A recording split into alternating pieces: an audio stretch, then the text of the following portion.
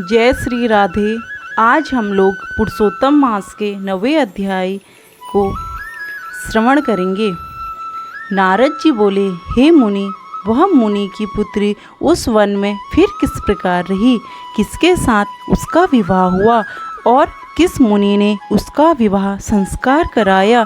श्री नारायण जी बोले, पिता के शोक में डूबे रहकर इस प्रकार बहुत सा समय बीत गया। एक समय सहसा ही उस वन में महाक्रोधी दुर्वासा ऋषि उसके निवास पर आ पधारे और उसकी यह दीन दशा देखी। उनका सिर महादेव शंकर की भांति जटाओं से ढका था।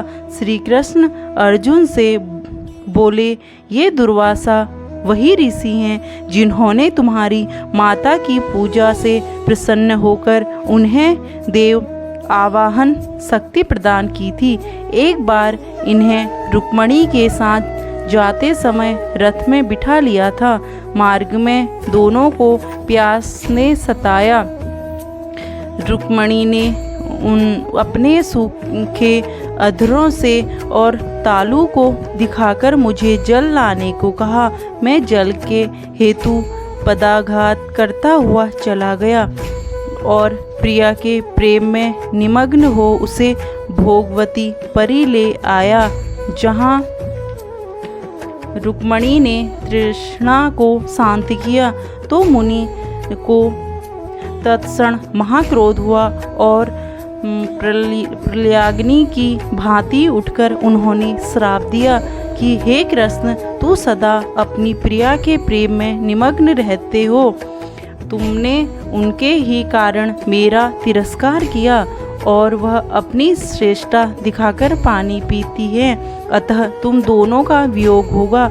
अनेकों तीर्थों के जल से जिनकी जटाएं भीगी रहकर जिनको सुशोभित करती हैं, ऐसे ही महान तपस्वी ऋषि को उस ब्राह्मण बालिका ने देखा। तब वह अपने सोग विलह मुख को ऊपर उठाकर ऋषि को नमस्कार करती हुई उठ खड़ी हुई और अपने आश्रम में ले आई। दुर्वासा ऋषि का आदर भाव से स्वागत किया। अर्घ्यपाद एवं नाना प्रकार के जंगली फल फूलों से उनका आतिथ्य करके विनय करती हुई बोली, हे महाभाग, अत्रिगोत्र कुल के सूर्य, आपको मेरा नमस्कार है। आपके आगमन से मेरे भाग्य का उदय हुआ है। आज मेरे सभी व्रत सफल हुए, सभी पुण्य सफल हुए। ऐसे वचन कहकर वह बाला मौन हो बैठ गई। दुर्वासा ऋषि बोले, हे पुत्री, तुमको धन्य है। तुमने पितृकुल का उद्धार किया है।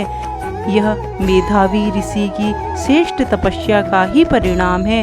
मैं कैलाश से तेरी धर्मशीलता जानने के निमित्त ही आया हूँ।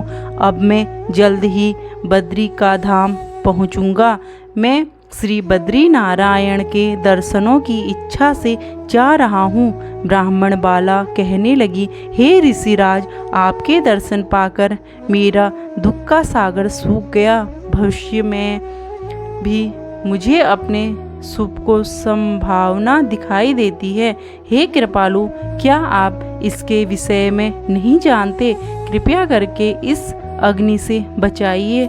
हे तपस्वी, शीघ्र ही मुझे उचित उपाय बताओ। मुझसे विवाह करने की कोई भी इच्छा नहीं करता। इससे तो मैं शुदा हो जाऊंगी। इसी भय से मैं सो नहीं पाती, भोजन की इच्छा नहीं होती है। मुनिराज, अब तो मृत्यु के अतिरिक्त और कोई मार्ग नहीं सूझता। ऋषि दुर्वासा उसके लिए कोई युक्ति विचारने लगे।